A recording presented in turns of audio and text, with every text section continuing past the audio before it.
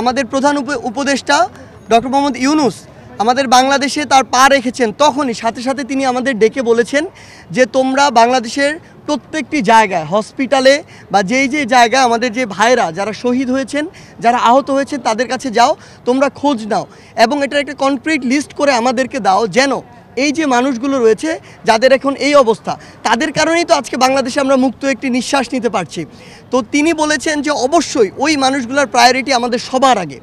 আমরা রাষ্ট্র গঠনে যাব ওই মানুষগুলোর খোঁজ খবর নেয়ার পরে, আমাদের লিস্টটি গঠন করার পরে। সেই জায়গা থেকে আজকে আমরা ঢাকা মেডিকেলে এসেছি। আমাদের সমন্বয়ক টিমের বিভিন্ন অংশ বিভিন্ন জায়গায় অলরেডি যাওয়া শুরু করেছেন এবং যাবেন। আমরা স্পষ্ট করে আপনাদের মাধ্যমে জানিয়ে দিতে চাই, আমাদের যে ভাইরা যাদের আমরা এতদিন যতটুকু খোঁজ নেওয়া প্রয়োজন ছিল আমরা নিতে পারিনি, আজ থেকে সে ভাইদের দায়িত্ব আমরা নিচ্ছি। সে ভাইদের দায়িত্ব এই রাষ্ট্র নিবে, কারণ আজকে তাদের এই অবস্থা শুধুমাত্র এই রাষ্ট্র বিনির্মাণের এই যে যুদ্ধ হয়েছে সেই যুদ্ধে অংশগ্রহণ করার জন্য।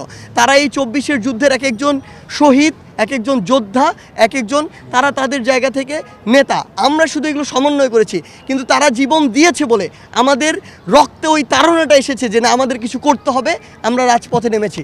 সেই জায়গা থেকে আমরা স্পষ্ট করে বলতে চাই যে আমরা বরাবরই অসংখ্য শো অফ দেখেছি রাজনীতির মাঠে। আসলে যে আশা হয় কয়েকজনকে দেখে চলে আসা হয়, আমরা সেটি করতে আসিনি।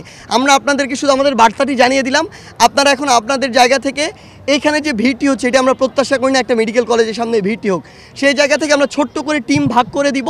ওই টিমগুলো নিজেদের দায়িত্বে তাদেরকে ওয়ার্ড হসপিটাল ভাগ করে দেওয়া হবে, তারা যাবে এবং ওই যে লিস্টটি, সেই লিস্টটি করা হবে। অর্থাৎ আমরা আমাদের কাজও করতে চাই, আবার ওখানে যারা রয়েছে আমাদের ভাইয়েরা বোনেরা, তাদের যেন কোনো অসুবিধা না হয়, হসপিটালের জন্য পরিস্থিতি খারাপ না হয়, সেটিও আমাদের লক্ষ্য রাখতে হবে। সেই জায়গা থেকে আপনাদেরকে ধন্যবাদ এবং আপনাদের কাছে আরেকটি চাওয়া আমাদের, আপনাদের কাছে যদি এরকম কোনো তথ্য থাকে, যেই তথ্যটি দিয়ে আপনারা আমাদেরকে সহযোগিতা করতে পারবেন, অনুগ্রহ করে আমাদেরকে এটি দিবেন। আমরা কথা দিচ্ছি, আমাদের ভাইরা সুস্থ হয়ে বাড়ি না যাওয়া পর্যন্ত আমাদের এই যে রাজপথে নেমে আসা ভাইদের খোঁজে, বোনদের খোঁজে, সেটি থামবে না। ধন্যবাদ। এই যে বাংলাদেশের স্বাস্থ্যখাতের ধস, এইটার পেছনে রয়েছে একটি স্বৈরাচারী সরকার।